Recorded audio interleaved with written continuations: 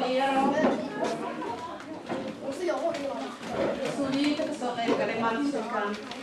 dhammaanta waxaan ku salaamayaa asalaamu calaykum waraxmatullaahi wabarakaatu anigoo ku hadlaya magaca taariikhda soo aasaastay kulankan maantay oo ku aadan 16 guri kasoo wareegtay markii la aasaasay dowlad goboleedka Puntland taasoo noo suurageli weeyay inaan ka dhigno maalintii munaasabada lahayd ay sababtu keentay martida nala joogta qaarka mas'uuliyiinta qaarkood oo mashquul naga ahaa ku mashquulsanaa xafladda qaarkeeda iswiirin dacaladeeda lafdhabarka foreeninka qaarkood safar ku maqnaayeen taasoo bay noqotay inaan 16 bisha ka dhigno waa ku mahadsantiin kasoo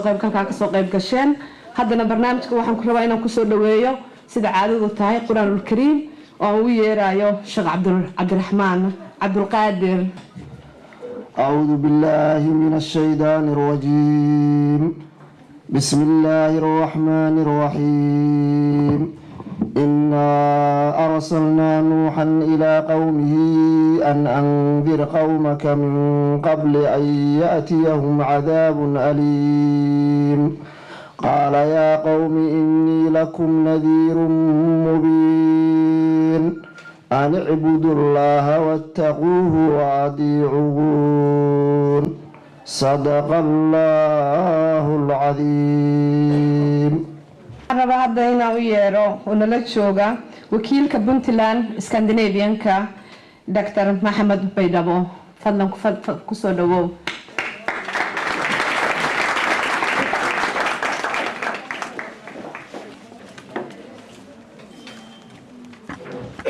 بسم الله الرحمن الرحيم السلام عليكم ورحمة الله وبركاته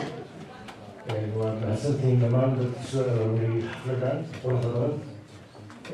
جالية الفستروس جالية الفستروس وجالية الآن وقانونو آليات آمين شقان تيم كيرل ومحسنين وجالية ذكري هو هذا إلهي هذا قانونا وحفظ مقابل البركان المعنى الوحيدين كونتينر استطاعة واللي من أحلوله حتى جالية كمان تصاروا فبيعتي بالله كنت أنا الوضع صعدان هرمون بعض الصورة يوحرشه دكتور بوتلان بيقول لي جورة هي اللي باين مكان الشغيان عارف من الكيسة يعني الجريرة يروح يشتغلوا باين النشأ أنا أهم محمد وكيل مدام كاي بوتلان وحن جعلها هنا نشأ من كل جعلها نشأ كفرن سويدن دنمارك نرويج فنلندا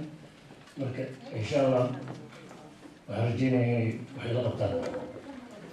وتعالي خلينا نحسن حفلتنا ونفرض هاي السلام عليكم ورحمة الله وبركاته. أنا بعد إنه يرى قدومي هالشارية وحياة خدمة الله كان نامنا صلاة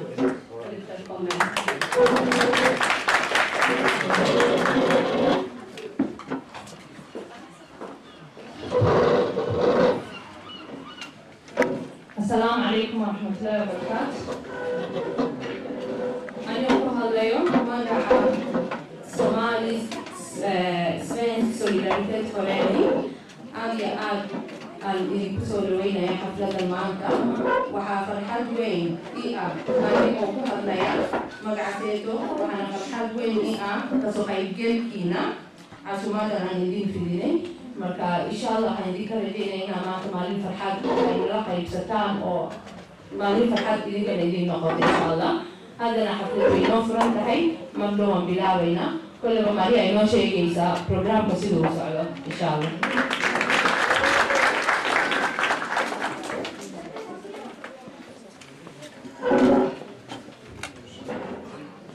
وحنا بينا كل شيء وحنا ندرس صومالي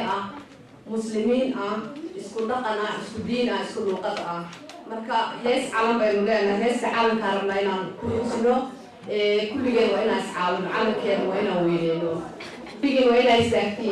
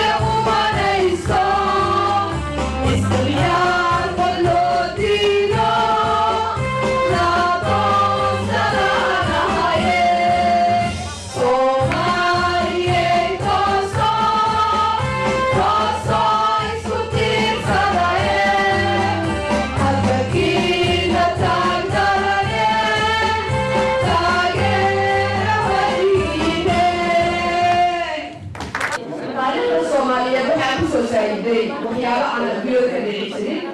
jirin haddaanu Soomaali nahay oo dad muslimiin nahay dhaqan uma lihiin hiddana uma lihiin gabdhuhu calaaqa waxaa ka xaaraam ah in gabar la dilo waa xaaraam waxaanu caadaysanay hooyooyinkii inay cidlo ku dhintaan in si xun loo dilo dhaqan iyo hiddo aanu lahayna ma ahan waxaanu ku soo saacidnay oo aanu hadda laga bilaabo aan shugulka Puntland dabaaldegeeda aan rabnaa ku darno baroordiiq aan u samaynaysano waanu ku rugmadaareynaya qof walba oo Soomaaliya ama Soomaaliland oo dabaaldego ama Muqdisho oo dabaaldego maadaama hooyo Soomaaliyeed yahay ayna ka dhiman Puntland iyo ayna ka hayn qof qabiiliya ay ahayd gabar wadaniyada ay ahayd hooyo inaan ku darno xuskeeda iyo maxaa la ducadeeda dadkaas kuwan kasta oo la qabanayo haddana warbixinta ku saabsan baroordiiqda waxaan rabaa inaan ku soo dhaweeyo adeer Cabdullaahi Amiin soo dhawaada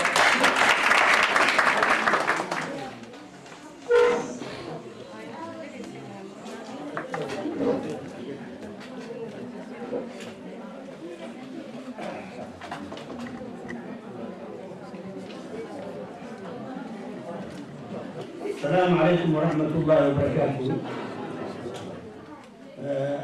runtii waxaan ku faraxsanahay marka hore munaasabadan qiimaha badan oo magaalada Mestros oo ku noolnahay laga soo abaabulay gaar ahaan xafladan loo sameynayo 16 guuradii Puntland ka soo wareegtay aasaaskii waxaan u rajaynayaa Puntland inay noqoto meel lagu daydo oo horumar iyo dhaqaale iyo nabadba laga helo marka labaad waxaan u mahadcelinayaa dadkii soo aas-aasay ama noo soo sameeyey xafladan quruxda badan waxaan leeyahay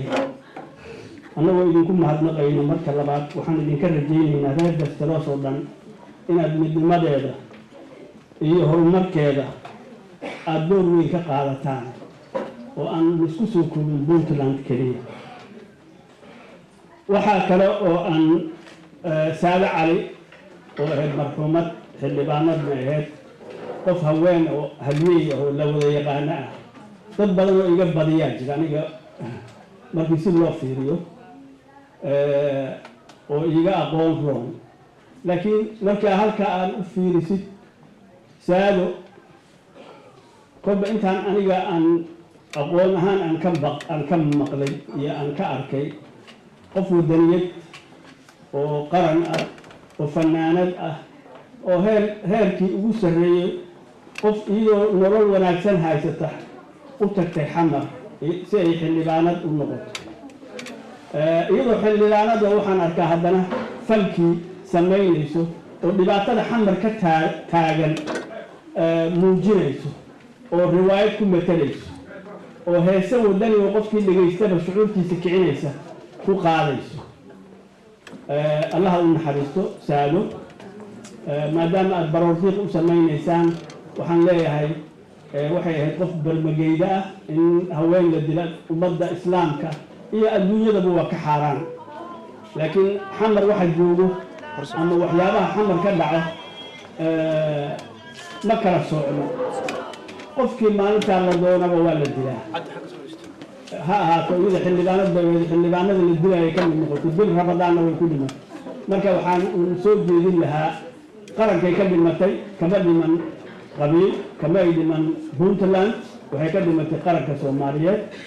oo ay u soo halgamaysay oo ay Mareykan heeso badan iyo nolol badan ay ka samaysay waxaan rajaynayaa in loo duceeyo oo loo wada duceeyo oo la yidhaaho allah u naxariisto qabrigeeda allah u waasiciyo waxay ka tagtayna ilaahay gacan ha siiyo gadaasheed ilaahayna ma fidmaayo iyadoo socotay soo noqon mayso laakiin xuskaa la xusaayo un baan la soo qaaday marka iyadana waxaan leeyahay allah u naxariisto kulligeenna aan u wada ducayno dembi dhaaf ilaahay aan u weydiino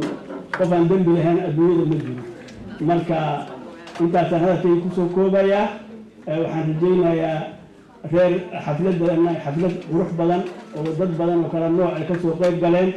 marka ilaahay inuu noqdo mid walba sanad walba midaan mid ka sii fiican inaan la kulanno midaan iyo mid ka sii fiican insha allah biidni illaahi alkariim waa mahadsantihiin. السلام عليكم ورحمة الله وبركاته. الحمد لله رب العالمين والصلاة والسلام على سيدنا محمد وعلى آله وصحبه وسلم. يا أمان مانت إلهي وسبحانه وحان آدي الفرحان وينيا إن عاوة كسو قيب قلو شركان هل كان أي كسو أباولين بريرا يدوينها غير فيستروس وتعصمين ومدى بنتلان إلى ما نمت صومالي نريجو عبيدك أجمالي كسو قيب قلو شرف وينيا ما كسو قيب قلو كان وينيا وعصم أكاهر وأول عصم أكيد marka macnaha aniguna markaa waddanka aan leeyahay sagaashan kowdii oo macnaha aan la socday macnaha maaragtay dhaqankii Soomaaliya oo markaa degmada leela ahaa oo Soomaaliya way ka dhacay aan ogaa macnaha hanti wadaag waxa uu yahay marka Soomaaliya ku wuxuu oo wax markaa ay meeshii keenay oo halka imaado wuxuu macnaha hanti wadaag ku ahaa sabkiisa oo Soomaaliya hanti wadaag ka jiray wuxuu ahaa wuxuu ahaa waan ogaa marka macnaha waxa kala dooranaya wuxuu ahaa oo macnaha hanti wadaag marka hadda macnaha propaganda markii ugu horreysay anoo qodobka la sameysay aan galay dhex galo ka mid ah oo ka mid ah xisbi kasta waranti wax kale ma aan macnaha caa'ilada xisbi Soomaalida iyo muslimka uga dhow jira marka si ma loo koray sabab uu dhaqmay asaas oo bay'ad oo faamil ka soo bilaabay xisbi uga dhow baad macnaha taas marka keentay intii aan qodobka la sameeyay markii dambe marka macnaha wax ka mid ah Soomaaliyeed ka noqday midda macnaha intaas waa baxay runtii maaragtay oo hadda way haystaan runtii waxa kaliya runtii aan ku daro waxa weeye dhinacan kale marka la eego ummadda Soomaaliyeed inaga halkaan haysan qofka soo sheegay isma maaha hanti wadaag maaha hanti wadaag waa kii sagaashan ilaa sagaashan kowdii waddankeena wada soo aan ay ogeyn waxa kaliya waxa Soomaaliya meel jooga ugu horumarsan yihiin waa Ameerika waa Minnesota waa Boston waa meelahaas iyo wadamada Ingiriiska oo macnaha aan ahayn dowladda aan xukuumin dadku waxay sameynayaan u sheegin qofka Soomaaliya markuu rabo af shaqo samaysto meesha waa dhibaato qaar ku maray anaa kula hanti isku kula hanti soo qabo intii maxaa qof maray waa laakiin markuu inta joogtay hada ma sii jaaga sameeyay waraanka la aanayay biyo foon ismaanta ku xisaaso inta doonaysa aysan ahayn hebel baa meesha jooga hebel baa igu yiri waa fiican yihiin ama aabbahay baa saas aan jiri ama kuwana cayr dadka sideedada aan ahay adigu mustaqbalkaaga iyo ilmahaaga iyo boqol sano ka dambeysay meeshaan aynu joogna inta gaaanayno waxa dantuna ku jirto waxa weeye meelaha Mareykanka iyo England iyo wadamada horumaray oo bini'aadamku uu shakhsiyadda xornimada uu haysto waxa ay ku gaareen horumarka waa xisbiga conservative ah weeye ee u codeynaya macasra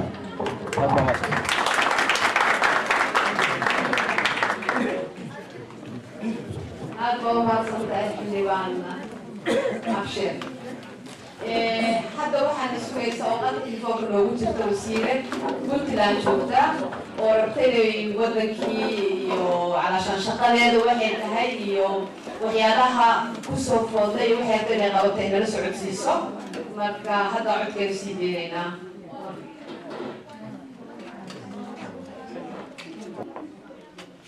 السلام عليكم جماعة وعروض يا وأنتم فرحتنا عاود ممكن سلام الكتاب دكتور اللسان كل أن طلبت الاحتواء حبيبي وأنت علاقتي وكفى المصري إذن من أبو أرى لمثل ها يمكن تقولي تعال ممكن أن أقوم بالجواب على المصري حبيبي هذا الرجل يعني إن شاء الله في المستقبل كان يجون معه ولو قادمنا نستغفر شنونا ونرقبنا ما كان مرنا إن شاء الله كنتنا وحنادي بشرح سمعي وحين لها قرنا وناك كميتان لرسول تورنتين بسبب العشان بنت الكود طبعا مما وشق الفهم المرور بنا أن أتصل وناك كإنسان ولكن واحد من حاجة تقول يا كتب هذا الشهر من إلهي من كل هذه إلهي عصمت بين قريب كتاب في تنجيج لو تصدق طبعا لو شباب مرتا أدرى من الفرح من الأول سنة ثواني كان أدرى من كل سلطان لرمتي ثم الجديد وما تجنيدين كمالي ولم يدرك عليهم وانا الفكرة أحسن معي. بطلنا يفعل إنك إلهي إنتي هذه الدراسة إن شاء الله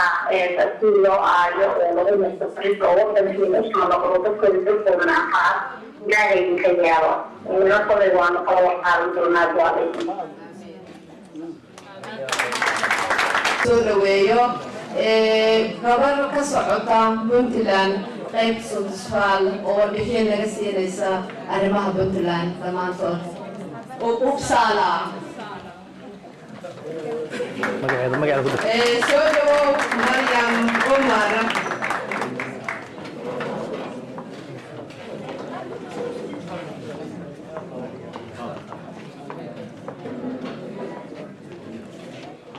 maadsantahay odayaal iyo hooyin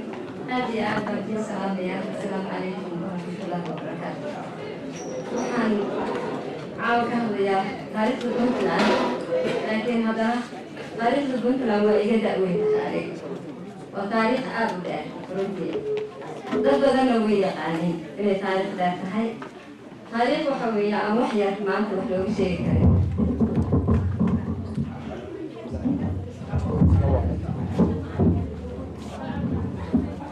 marka buugga ayaa lagu qori karaa taariikhda Puntland haddii dambe in laga hadlo ama saacado badan bay qaadanaysaa in laga hadlo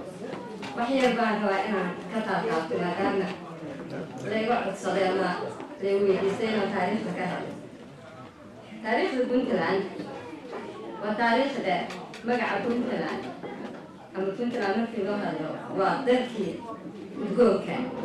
taariikhdiisuna aad bay u dheertaa dalkii udgoonka waxay baxday taariikh aad u dheer way leedahaan jirtay beecumusha dowlado badan adduunka ah siiba dowladaha carabta dalka Puntland waxa weeyaan waqooyi bari gobollada waqooyi bari ee Soomaaliyeed weeyaan dalka magaca Puntland intii taqaana way taqaanaa dadku waa wada yaqaan haddaan ka warramo dowladda Puntland waxaa la aasaasay 1998 wadatashi ay sameeyeen gobolladaas Sool, Sanaag, Bari iyo Mudug iyo Nugaal ayaa ku tashtay inay asaasaan ama leelaan dowladnimo ay ku midaysan yihiin ama maamul ay ku midaysan yihiin inay wada samaystaan maamulkaas oo isugu yimaadeen simadoodii culummadoodii aqoon-yahanadoodii haweenkoodii iyo dadkoodii waxgaradka ahaayoo dhan ay fariisteen ay ku tashteen inay samaystaan sharci iyo kala dambeyn ay isku maamulaan halkaasoo ay ku samaysteen sharcigaas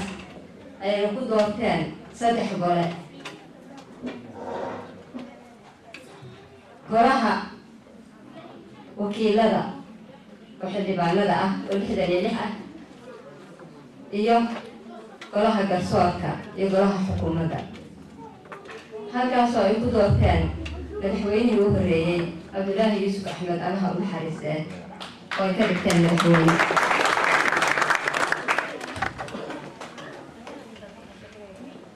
wadatashigaas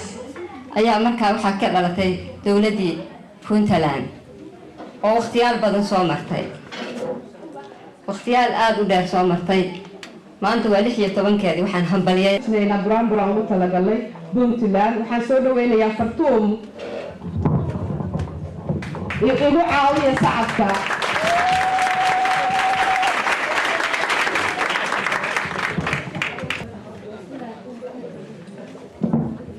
bismillahirrahmanirrahim waan salaamayaa dhammaantiin salaamta salaam calaykum waraxmatullaahi wabarakaatuh waxaan rabaa wax yar oo buraanbur ah inaan wax yar oo buraanbur soo jeediyo dhegeysi wacan insha allah si waxaan lagu bilaabay nin baraka male bir wayaan oo islaamku badbaadiya waa u baranaya allow baaska naga xijaab allow isi ummad ka Soomaali naga jiib allow isi umadka Soomaaliyeeda jiib allow sharkana laga oodaya marida allow nabad baanu oone islaxna sii allow hubkana laga urursho ama la helo allow Soomaali ka iblays wax dila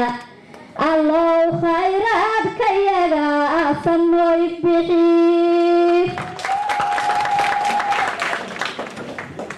allow Puntland nabada lagu baahiyaa bidleeg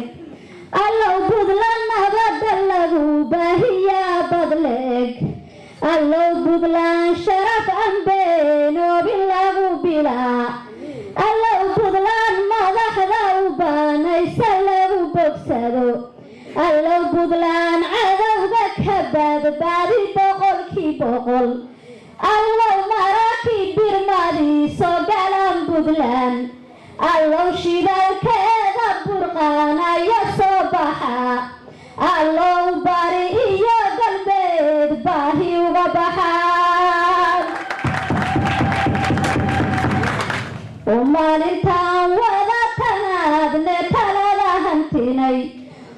maalintaan wada tanaadno talada hantinay tusbaaxdiyo nabada rabbi taaminoo ka dhigay tixraaci kowda agoos baynu taaganahay ilaahow nagu toosi talaadu islaax ku jiro Puntlanday hoygii udugan ku soo hirtay Puntlanday hoygii nabadan ku soo hirtay Puntlanday hooyatuun ku haybiyay Puntland hana qaaday rabbigayna noo hibay oo dowladaha horay u maray bay heshiis yihiin ducada waan ku hibeeye hore ugu soco habeen meeshaad u hoyaataba har iyo ceel oo maamul hana qaadayo unku haybsho noqo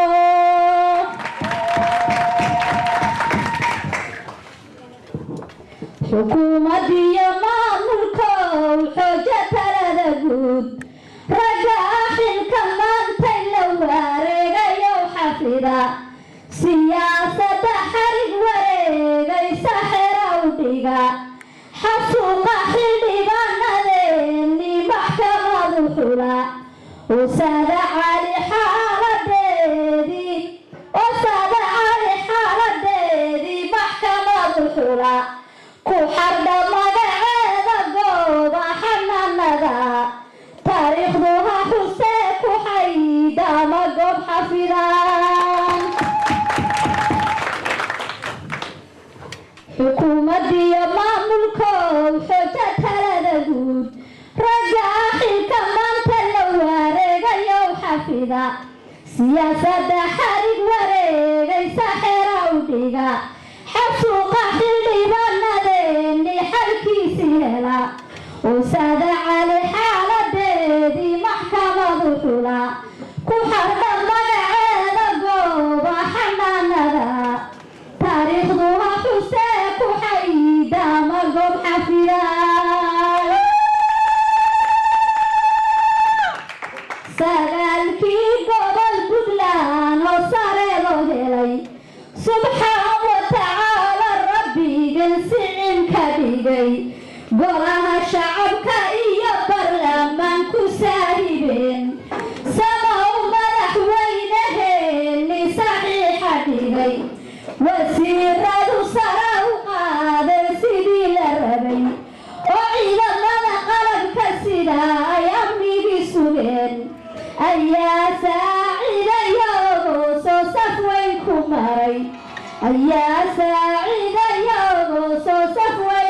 maray salaamu calaykum Soomaaliyo dhammeey aad iyo aad baa umahadsantahay mister magacaaga ku wanaagsan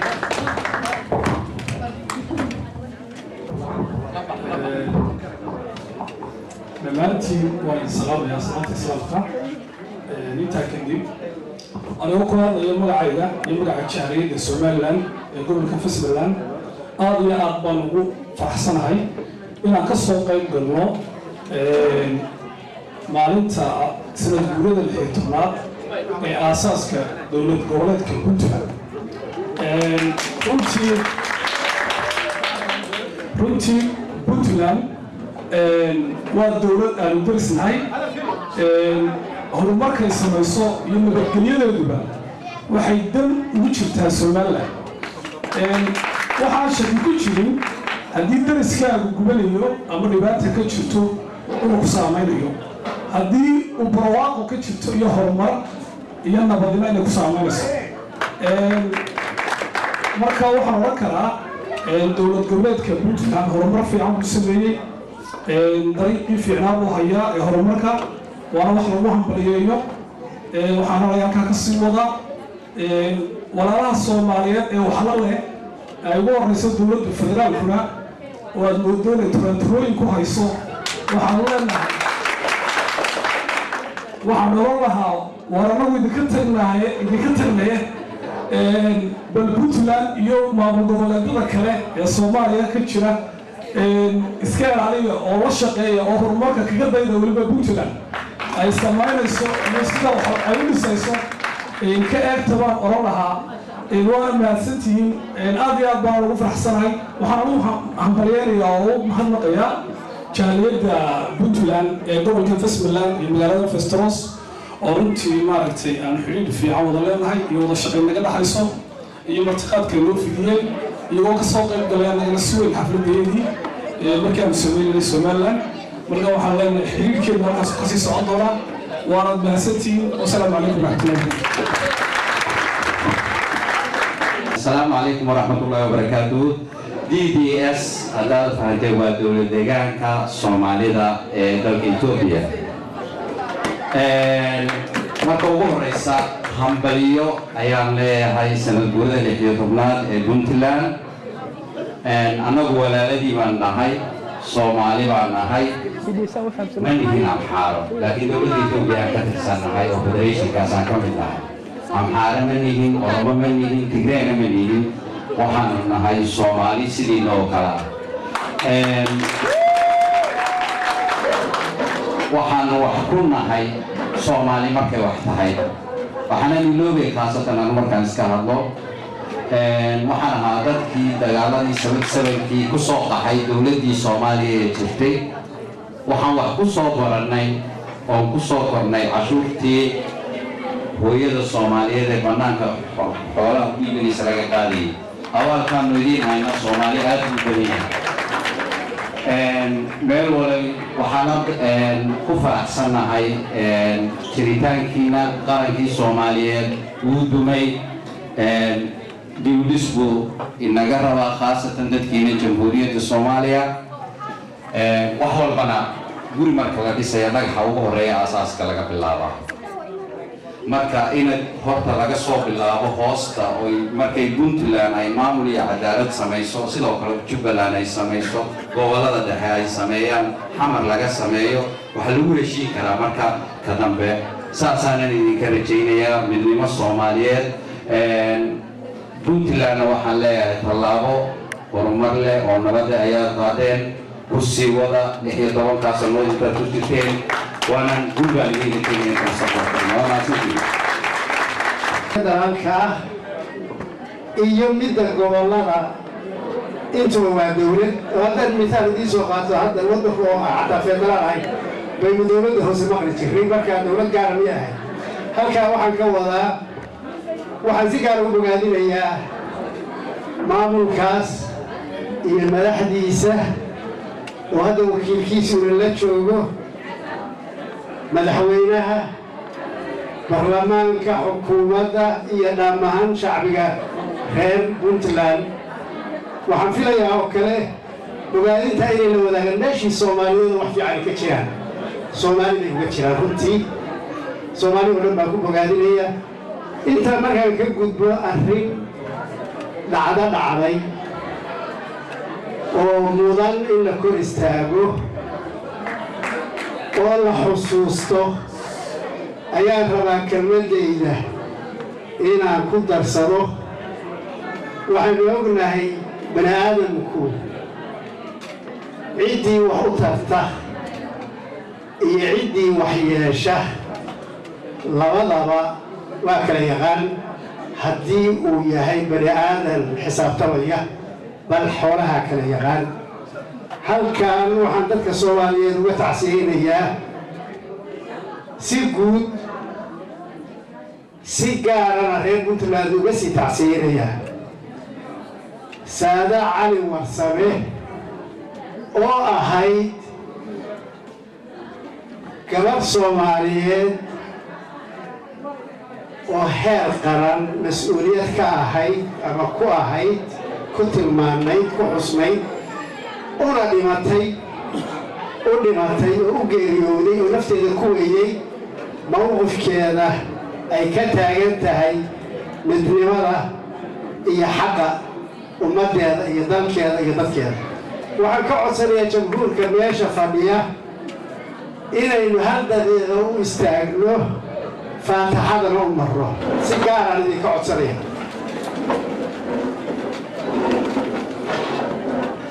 gabdhihiina istaaga waa idinka codsanaya. Saada Cali waynu istaagaynaa inoo wax xusayna. ilaahay waxaan uga baryaynaa jannata firdowsa inuu gurigeeda ka dhigo. ilaahay waxaan ka baryaynaa inaguna kuwii ku dayda sharafteeda iyo qiimaheeda inaynu noqonno. waxaan inagoo taagan magaciina kaga codsanayaa maamulka Soomaaliyeed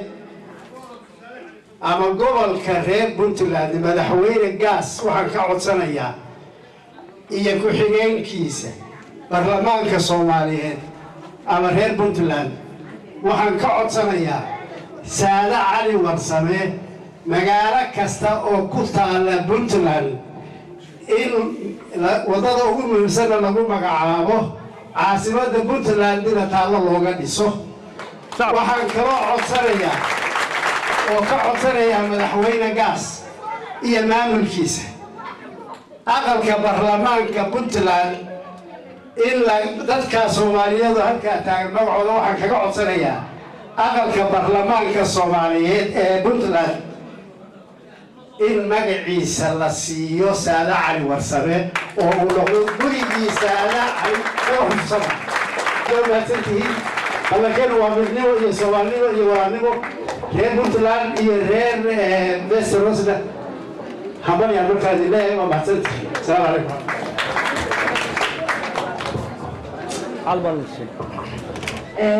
waxaan rabaa inaad ila soo dhaweysaan Rexford Bundan Ciise Diin oo ka socda from Stockholm. Welcome. Puntland.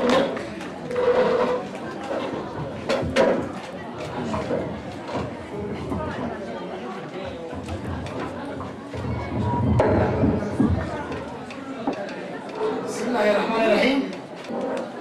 waxaan u mahad celinayaa reer Fastros inta aad ka kooban tihiin oo dhan khaasatan jaaliyadda SSSF oo runta xafladda ta soo qaban qaabisay maamulka jaaliyadda la shaqeeyayaasha medyada sidoo kale siyaasiyiinta runta ka soo qayb gashay oo sharafta mudan iyo martida sharafta mudan oo gobollada kala duwan ka yimid oo runta aad u ballaaran oo ajiibay wicitaankii iyo casuumaddii la casuumay. intaa kadib waxaan u hambalyaynayaa bulshaweynta reer Puntland oo dhan oo runta wax lagu farxo oo sanad guuradii 16aad ee Puntland ayaa caalamka oo dhan looga dabaaldegaya oo wax lagu farxo. inaan soo koobo maamulka Professor Cabdiweli Cali Gaas oo dhan golaha wasiirada golaha xukuumadda golaha kale intaba waan u hambalyaynayaa waan u mahad celinayaa. sidoo kale waxaan u mahad celinayaa Puntland sida hore loo sheegay iskama dhismin rag baa dhisay. inta dhintay Allah u naxariisto inta noolna runta waan u mahad celinayaa waana xusaynaa anigoo soo koobay intaa kadib runtaas siyaasiyiinta waktigoodii baa lagu jiraa wanaagooda inayna tusaan ahayd waktiyada kale runta ma aragno laakiin kalama jeeda inay xun yihiin waxaan mar kale ku bogaadinayaa ummadda Soomaaliyeed oo dhan waa inaynu codaynaa oon codkayaga dhiibnaa cidda aan ku qanacsanaa siinaa haddaanan codaynin runta qofka aan codkiisa dhiiban xisbiga cunsurigaa buu siiyey already wuu bixiyey waa khasaaro ma cid naga mida baa doonaysa inay codkeeda siisa xisbiga cunsurigaa waa maya qofka aan codayn oon goobaha codbixinta waktigiisa ku bixin oon kaarka geyn xisbiga cunsurigaa buu codeeya isagoo gurigiisa jooga taasi waa xikmad saxa waa wax saxa la wada og yahay intaa kadib kol anigu social dimuqraadi baan ahay qof kastana xisbiga ay taageersan tahay u codayso taas sidaasaan uga baxay aad baa u mahadsantihiin mar kale waxaan u mahad celinayaa wax badan reer Fastros jaaliyadda Fastros SSSF magacaa la baxay runta waxaan oranayaa dad tiro badan maahidiin laakiin waa tayo badan tihiin tayaduna tirada way ka fiican tahay infact waa la ogaaday aad baan mar kale idinku mahad celinayaa sida aad u tayo badan tihiin ayaad inaad u tiro badanta tiradan u noqotaan oo dad tiro badan u noqotaan baan idinku rajaynayaa waa mahadsantihiin mar kale waana soo koobayaa wax badan baad mahadsantihiin mar kale thank you middaas waa salaanta midda kaleeto ku dheeraan maayo aniga magacaygu waa Cabdirasaaq Maxamed Xuseen sida halkan laga sheegayba waxaan deganahay magaalada Eskilstuna waxaan ahay bare ama macallin wax ka dhiga iskoolada dad aanu isla ahayn reer Yavle iyo Uppsala iyo halka waan ku arkay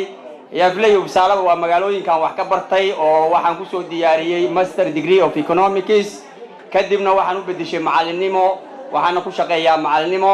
waxaan ku jiraa golaha deegaanka ee degmada Eskilstuna sanadkaana waxaan u sharaxanahay golaha deegaanka ee degmada Eskilstuna iyo baarlamaanka qaranka ee Sweden Riksdagen labadaba waa u sharaxanahay inaan ku guuleysto ayaana rajaynayaa inta haddaan ka soo leexdo xisbiga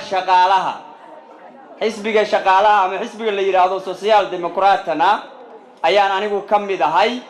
waxaana doonayaa inaan bal wax yar ka sheego siyaasadda xisbigaas sanadkan maadaama ay tahay sanad doorasho ugu horreyn siyaasad walba ha ahaato tan Puntland ama ha ahaato tan Sweden ama ha ahaato tan federaalka Soomaaliya waa inay aasaas leedahay haddii aanay saldhig lahayn wax kastoo dhistaa macno ma samaynayaan saldhig markaa hesho ayaad markaa dhinacyada u baxaysaa oo ballaarinaysaa saldhigga siyaasadda xisbiga social democratku waxa weeye waa cadaalad iyo sinaan dadku inay cadaalad iyo sinaan helaan waxa kaleeto oo saldhig u ah dhaqaalaha waxbarashada iyo ilaha dhaqaalaha iyo hantida qaranku leeyahay in si siman oo cadaalad loo qaybsado in qof walbana ay qaybi ka gaarto waxa kaleeto siyaasadiisa kamid ah in fursadaha waxbarashada caafimaadka ganacsiga fursad walba oo jirta in aanay ku xirayn jeebkaagu intuu leeg yahay balse ay ku xiran tahay kartidaada qof ahaaneed maxaa yeelay haddii jeebku go'aanka gaaro oo la yiraahdo ninba ninkuu ka boorso weyn yahay ayuu cisbitaalka helayaa ninba ninkuu ka dhaqaale fiican yahay ayaa iskoolka fiican uu helayaa ninba ninka boorsadiisa balon buugiisu ka weyn yahay baa lala hadlayaa waxaa dhumaya qiimihii bini'aadanimada ayaa dhumaya sidaa darteed wuxuu xisbiganu ku salaysan yahay in aasaaska noloshu ay ahaato qofku waxa uu yahay bini'aadan ahaan wuxuu yahay kadibna markaa kadib fursadaha dalka ka jirana isku si loo qaybsado inagoo ka nimi Afrika iyo Soomaaliya iyo ninka halka ku dhashay ee ku koray in fursadaha dhaqaalaha waxbarashada wax walba u sinaadaan sida ayaa aasaaskoodu yahay macnaha waxa kaleeto oo ka mid ah macnaha waxyaalaha aasaaska u ah in waxbarashada tusaale ahaan uu jiro fursad waxbarasho ay weligeed jirto adiga oo cunug yara iyo adigoo 60 jiray fursad waxbarasho inay jirto oo aan dadka lagu kala xirin boxyo oo la dhihin adigu jaaniska sanadka hore khasaarisay jaanis kale kuma dhina Mareykanka waxay isticmaalaan 2 strikes and you are away laba dambi baa gashay xabsi baa ku ururtay ma soo noqonaysid dhaqanka noocaas inaanu dalkan Sweden imanin ay saldhig ahaato in fursadda waxbarashadu ay mar walba jirto aasaaska nolosha bini'aadanimaduna mar walba shaqayso wixii dalka uu yaalana waa la wada leeyahay in dadku wada qaybsadaan dawladuna ay dawlad u ahaato dalkoo dhan ee aanay dawlad u ahaanin koox yar oo jeebuura oo jeebka iyo wax ku haysata guryo villooyina degay kooxdaas inaanay dawlad u ahaane dawladdu inay dalka oo dhan dawlad u ahaato miskiinka jidka taagan kan dhaqaalaha aan haysan kan shaqada aan haysan kan tacliintiisu yar tahay kan professorka ah kan xanuunsan kan caafimaadka qaba kan dhalinyarada ah kan duqa ah dhammaan inaad dawlad u ahaato ayaa xisbiga social democrat ku doonaya ma doonayo kooxda xoogaa dhaqaalaha haysata kaliya in dawlad loo ahaado siyaasadda ayaan u taaganahay isla markaana aan doonaynaa inaan dhaqan geliyo taa markaa intaa kaga soo leexdo dalkan wax yar baan ka taabanayaa dalkan 8 sano ugu dambeysay waxaa madax ka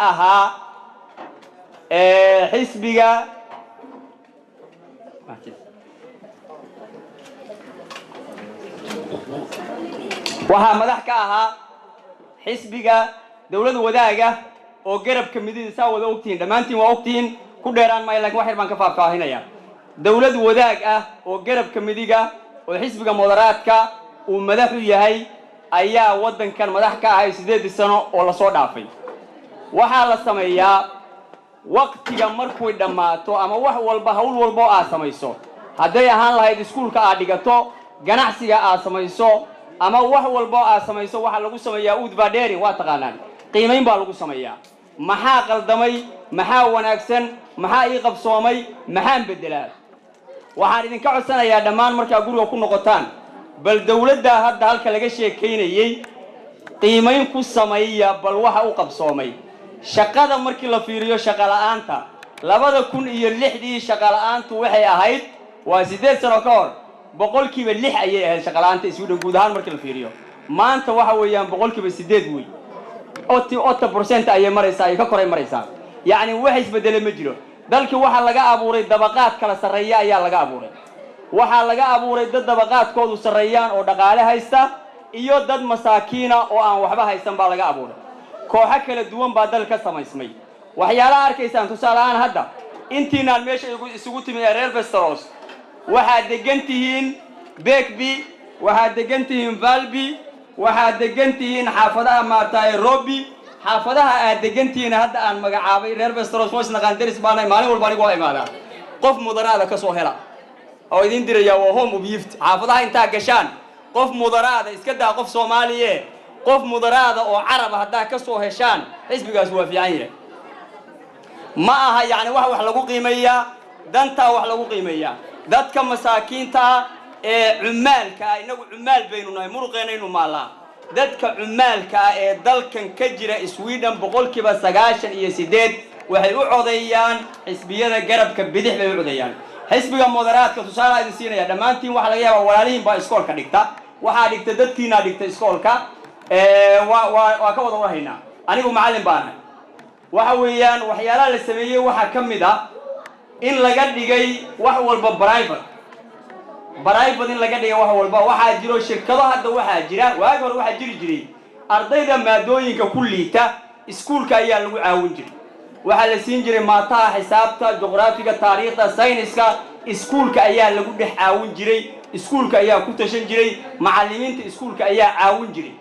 hadda maxaa dhacday waxa la sameeyay oo xisbiga hadda laga sheekeynayo antigosigu uu sameeyay in Lexiel baha la soo gato shirkadaha jira laga soo gato aniga wiilkayga wuxuu dhigtaa dugsiga sare u dhigtaa haddii aan doonayo qof caawina waa inaan u soo gadaa shirkad waa inaan uga soo gadaa saacaddiiba 250 saddex saacadood hadduu u dhigo waa 750 wey waa inaan u soo gadaa cunuga marka miskiinka ah ee hooyadii aanay shaqayn aabihiina aanu shaqayn oo ilmaheena say u badan yihiin yaa u ciidanka maxaan marka anigu sameeyay waa diiday inaan soo gato waxaan sameeyay Soomaalida baan dhex galay waxaan idhi adigu maxaa ku fiican tahay xisaab adigana geography adiguna chemistry adiguna physics aan isku darsano ilmaheena aynu caawino inagu istaagno marka maxaa dhacday siyaasadda noocaasa isbitaalada hadda Dandiri gudihiisa isbitaalka Dandiri waxa ku dhex yaala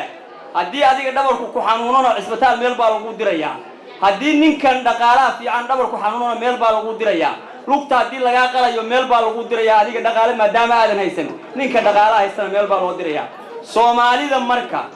boqolkiiba hal ma dhamma Soomaalida mudaraadka kamida ninkii isagu ismoodaya marka haddii macnaha aad leedahay adiga dhaqaalahaagu fiican yahay anigu dhaqaalaha kayga kama fikirayo aqoon-yahan baan ahay Soomaalida walaalahaya mas'uuliyad baa iga saaran haddii xataa waxa weeye aniga markaa sidaa darteed waxaan idin leeyahay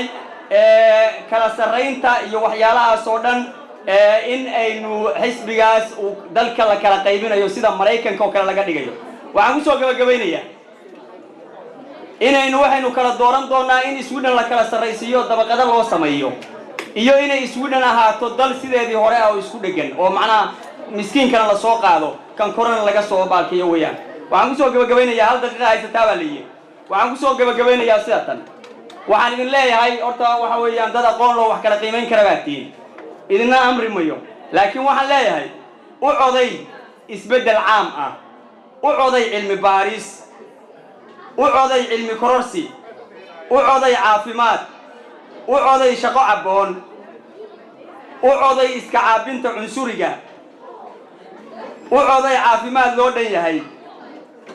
u coday ummad cizi leh u coday cadaalad iyo sinaan u coday xisbiga shaqaalaha social democratic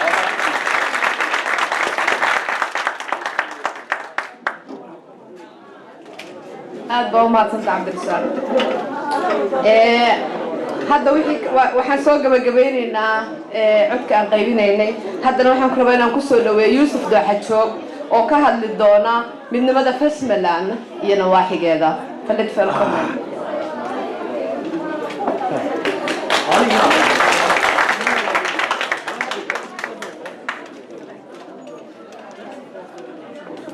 بسم الله الرحمن الرحيم السلام عليكم ورحمة الله وبركاته marka hore waxaan u mahadcelinayaa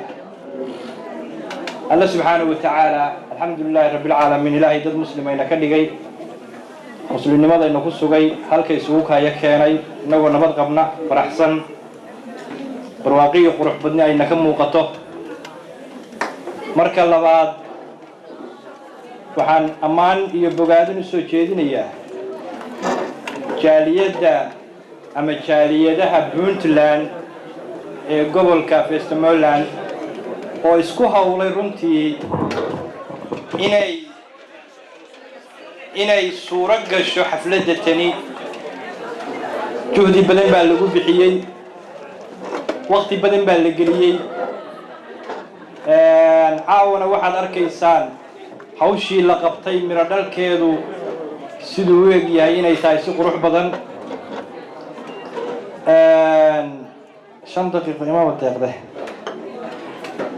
aad iyo aad baan u bogaadinayaa wiilashii iyo gabdhihii hawshaas ka soo shaqeeyay marka xiga waxaan soo dhaweynayaa shacabka ka soo qayb galay oo ajiibay fariintii loo diray inay aqbalaan runtii xafladdu waxay ahayd taageerada 1 Agoosto laakiin qof walbiiba siduu rabay buu u jiiday dhibsa ma leh fariin bay ahayd hadday tahay mid siyaasadeed iyo hadday tahay mid asxaabeed marka koowaad soo dhawaada baan idin leeyahay aad baad u mahadsantihiin haddaad tihiin jaaliyadaha ka soo qayb galay ee kala duwan ee aanu saaxiibada iyo wada shaqaynta aanu leenahay haddaad tihiin shacabka ka yimid meelaha kala duwan iyo magaalooyinka kala duwan soo dhowaada marka labaad waxaan hambalyo iyo bogaadin u dirayaa shacabka reer Puntland meel kasta ay joogaan kelmaddaas anigu kama maqal dadkii mikrofoonka qabsaday goob walba ay ku sugan yihiin iyo magaalo kasta ay joogaan hambalyaan u dirayaa waxaan leeyahay maalintaas waa maalin aad iyo aad qalbiga iyaga ku weyn qiimo badan bay noo samaynaysaa inaanu nidhaahno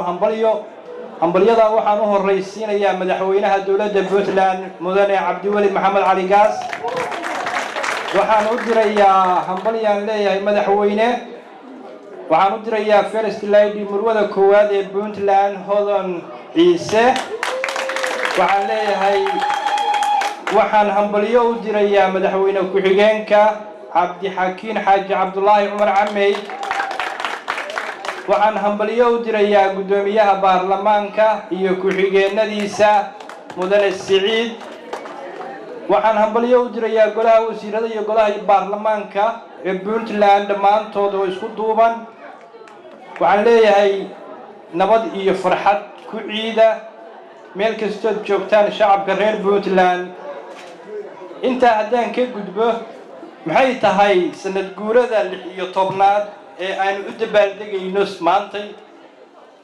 1 Agoosto iyo sanad guurada 16aad ee aanu u dabaaldegayno macno weyn bay noo samaynaysaa qof walbana macnay ugu fadhidaa macnahay samaynayso waxa macno u yeelaya in sanad la iska tiriyo maaha laakiin Puntland dadku waxay yiraahdaan way qaan gaartay wajiyo badan iyo siyaabo badan bayna u qaan gaartay da'day ka qaan gaartay oo waxa la yiraahdaa xagga dadka mataqaana culimada ay waxay yiraahdaan qofka hadduu 15 gaaro waa baaluq way uu qaan gaartay iyadoo siyaabo kale tana lagu fiiriyo baaluqnimada da'da waa ka qaan gaartay 16 bay maraysaa garashaday ka qaan gaartay siyaasaday ka qaan gaartay waad u jeedaan Puntland maanta waxay leedahay ambassador halka inala fadhiya oo Puntland ay soo dooratay waxay ka qaan gaartay dareenka iyo damiirkay ka qaan gaartay iyo dadka macnaha waxa sameynayay waxay tahay 16 sano ka hor 1998 markii Puntland la aasaasay intaanan ilaawin waxaan hambalyo u dirayaa isimada Puntland odayaasha dhaqanka golaha guurtida siday u kala sareeyaan waxaan kala to hambalyadaas aan raacinayaa ciidamada Puntland noocay kala yihiin waa la iga badiyaa darajada ciidamada ma kala aqaan laakiin guud ahaantood waa ciidanka dadka reer Puntland ay ku hamiyaan oo ay ku seexdaan oo ay kulladaan weeye marka waxaan leeyahay hawl fiican baad qabateen aad iyo aadna waad u mahadsantihiin 16 sano ka hor Puntland markii la aasaasay inta maanta aynu haysano maynaan haysan dhaqaalaha maanta jiray ma jirin ilbaxnimada maanta jirtay ma jirin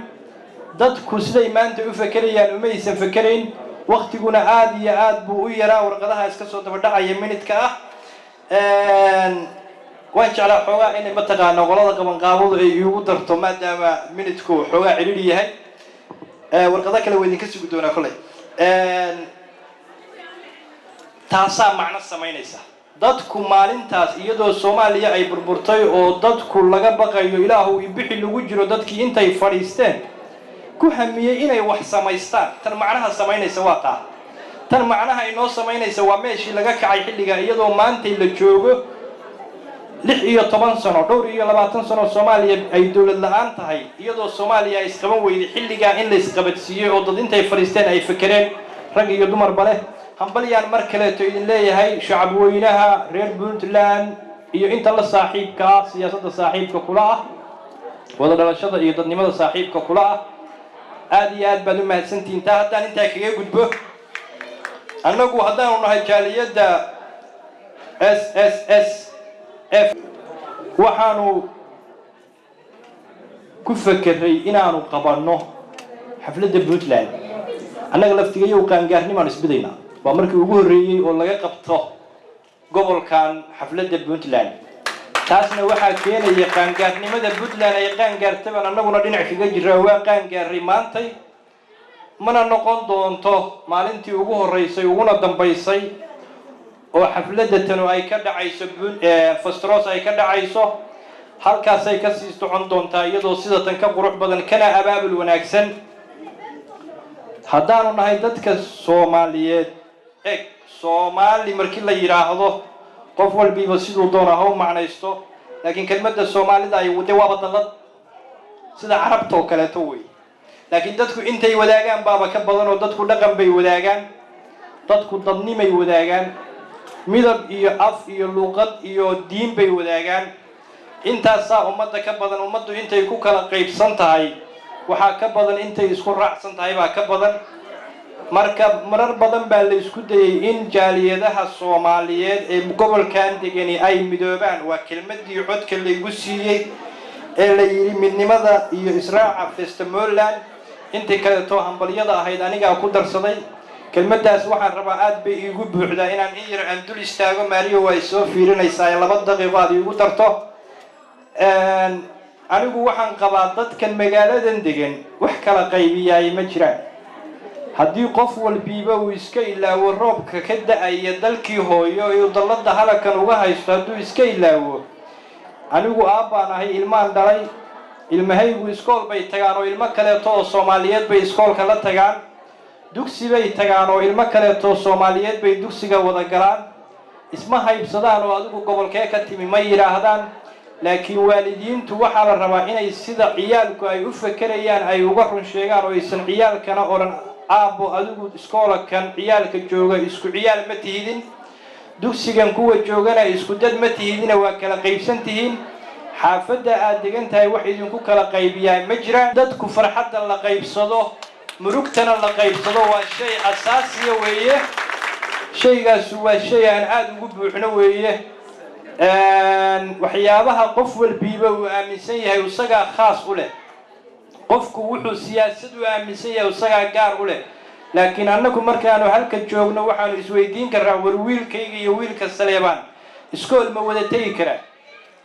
dugsi ma wada tagi karaa maxaa himilo iyo han ah oo aynu wada yeelan karaa laakiin damaya marka aad iyo aad baan u mahadsantihiin dadkiina ka soo qayb galay annaga haddaanu nahay reer Festmoland waxaanu rabnaa inaanu asaasno si cusub iyo tab cusub oo dadku ay wax u wada qabsadaan inaanu asaas u noqono baanu rabnaa rag badan baa ka hadlay hadda siyaasadda iyo xisbiyada ka hadlay waxaa jirta oo lagu hamiyaya oo aan oran lahaa ragga xisbiyada ka socda magacyadiina reeba waxaa jirta han la rabo in la qaban qaabiyo oo ah dood debate ah oo dadka Soomaaliyeed loo qabanayo oo lagaga hadlaayo xisbiyada lagaga hadlaayo dad badan oo Soomaaliyeed oo xisbiyo kala duwan ku jira baa jooga magaaladana jooga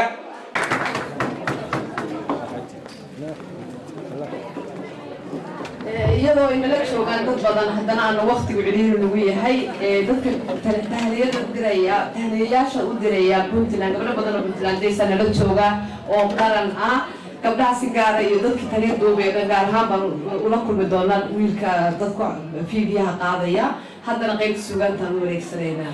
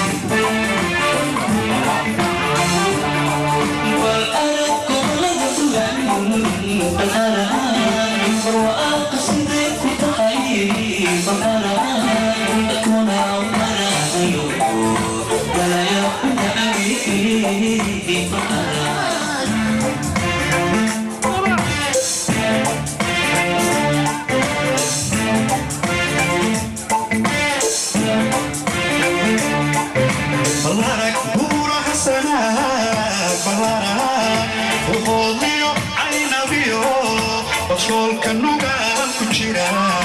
سيدو كليجي وفرقدو سنة بلارا وفوضيو عين بيو أصولك النوغا كجرا سيدو كليجي وفرقدو بلارا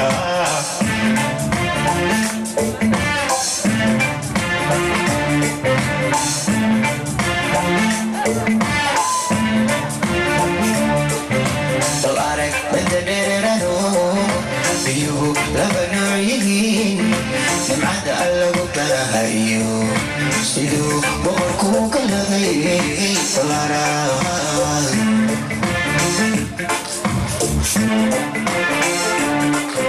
Balarag pagdaderano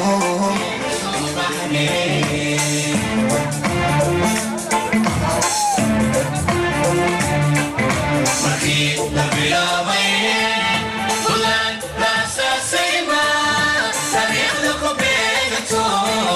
Samantin صبحني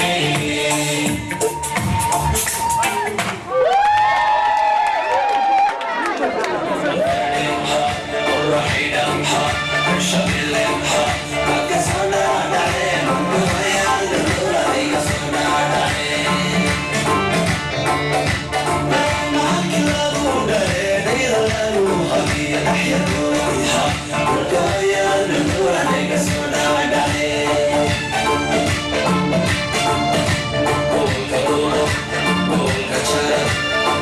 كلمة وكسرنا عليه من قوية الدنيا كسرنا عليه ما الكلام ودليل الروح في أحيا روحها من قوية الدنيا كسرنا عليه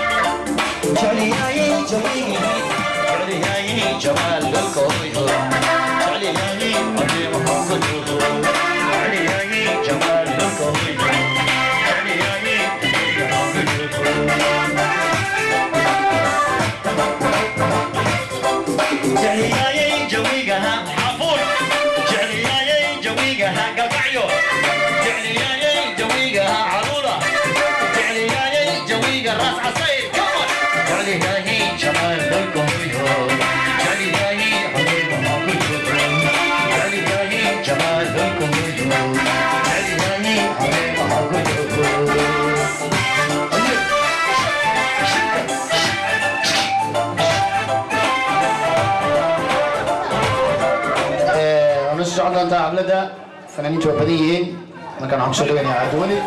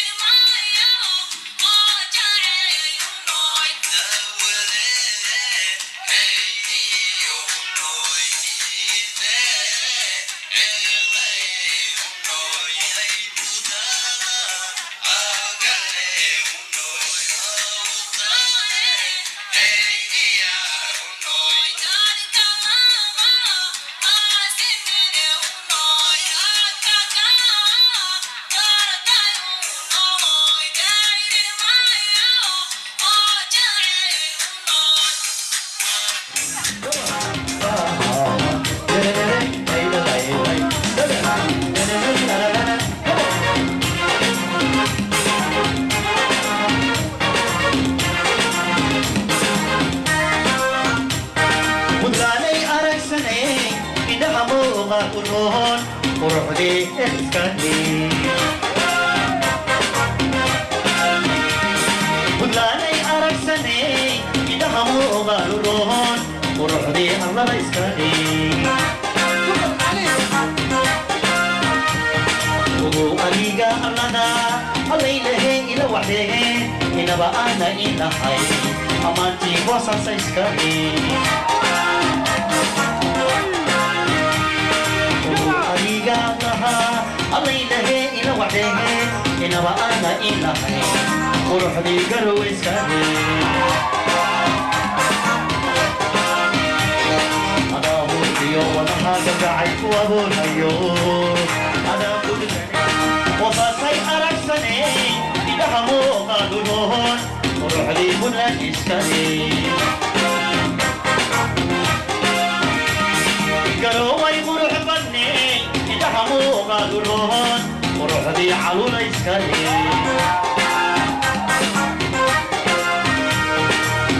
أبيك حقون الله إلهي إلى وحدهين إنما أنا إلهي وروحي برقر إسكني وأنيقا بوصفون الله إلهي إلى وحدهين إنما أنا إلهي شرفتي ولا إسكالي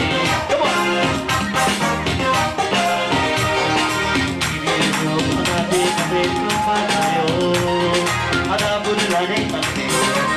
تكونوا مجاهي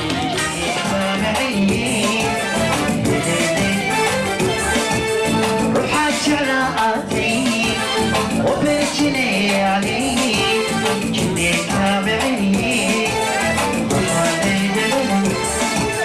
مدي لافو كهاجيدو كهاجيدو مدي لافو كهاجيدو الله كهاجيدو أنا جمكو مالا أنا جمكو مالا كويت وعافي مالي ورما قرنه مريما كذلك نفتح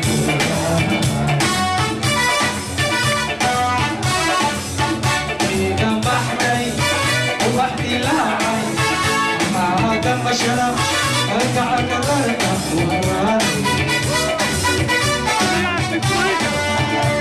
جنب بحري وبحدي لاعي معها جنب شرف ارجع كذلك محا قبل كون بيري كون سنة كون قري محا يدرقي بواي كسيناي أربع وعداني مقنع محا قبل كون بيري كون سنة كون قري محا يدرقي بواي كسيناي أربع وعداني مقنع puntland adoorkayga mudana daryeelkaaga wacana inagoo isku duubayo ducada waalidkeeniyo reerkoorabi waa lahaa damaashaad ilaacaya damaashaad ilaacaya damaashaad adoorkayga mudana daryeelkaaga wacana inagoo isku duubayo daryeelkaaga wacana inagoo isku duubayo darkeena gargaari deeqa rabbi baa lahaa damaashaad ilaacaya damaashaad ilaacaya damaashaad adalkayga mudana daryeelkaaga wacana inagoo isku duubayo ducada waalidkeeniyo deeqa rabbi baa lahaa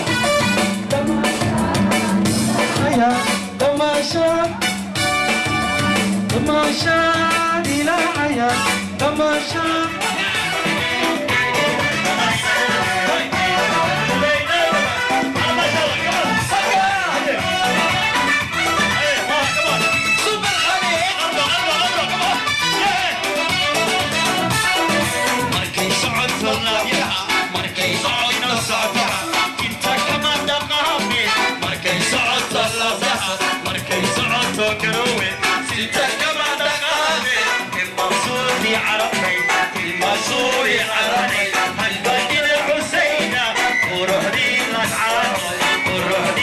Thank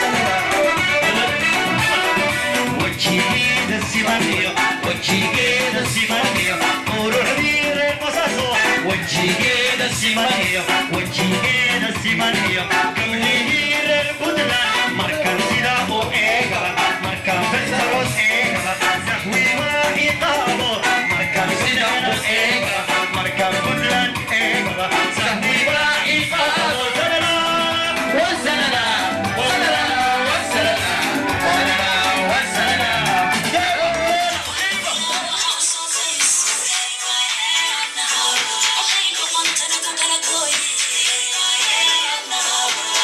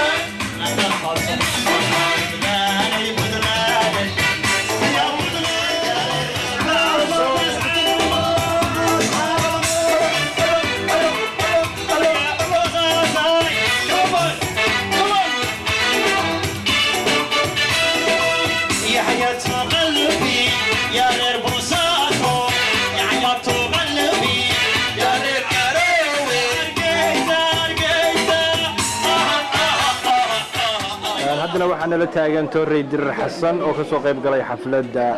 16 guuradii Puntland ee ka dhacday gobolka Festamaland magaalada Fostros.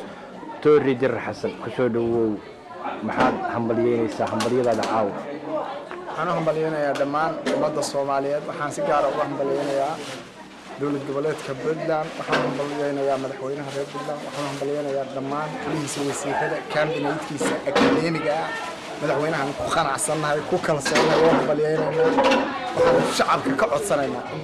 maamulka iyo dowladda si hagar la'aan loola shaqeeyo oo systemka la taageero oo ay dadku naf iyo maalba huraan oo horay u socdaan aad iyo aad bay mahadsanyihiin dhammaan shacabka reer Puntland shacabka Soomaaliyeed khayr baan u rajeynayaa reer Puntland waxaan rajeynayaa xafladda ku xigta sanad ku xiga khayrka iyo barwaaqo iyo bashbash iyo horumar aad iyo aad baad u mahadsan tahay Mr. Torrey Dirir Xasan waana kaaga mahadcelinaynaa ka soo qaybgalka iyo hambalyadaada mahadsan haddana waxaan ila taagan gudoomiyaha jaaliyadda Puntland Isadin oo ka soo qayb galay xafladii sanad guuradii 16aad ee lagu qabtay gobolka Festamaland magaalada Fostros gudoomiye ku soo dhawow maxaad hambalyaa u diraysaa shacabka reer Puntland meel kasta ay joogaan aniga ku hadlayo dilada jaaliyadda Puntland ee Sweden ka soo qayb galay xafladda sanad guurada Puntland ee Fostros jaaliyadda Fostros ee Stockholm jaaliyadda Fostros ee Puntland ay qabatay runta aad baan ugu mahad celinayaa jaaliyadda tayada badan ee reer Fostros xafladda wanaagsan oo ay qaban qaabiyeen inta kadib waxaan u mahad celinayaa oo bogaadinayaa bulshooyinka reer Puntland adduunka meel kasta ay joogaan khaasatan waxaan bogaadinayaa oo u hambaleynayaa maamulka dowladda Cabdiweli Cali Gaas ee Puntland oo ku soo aaday 16 guurada Puntland runta golaha wasiirada golaha baarlamaanka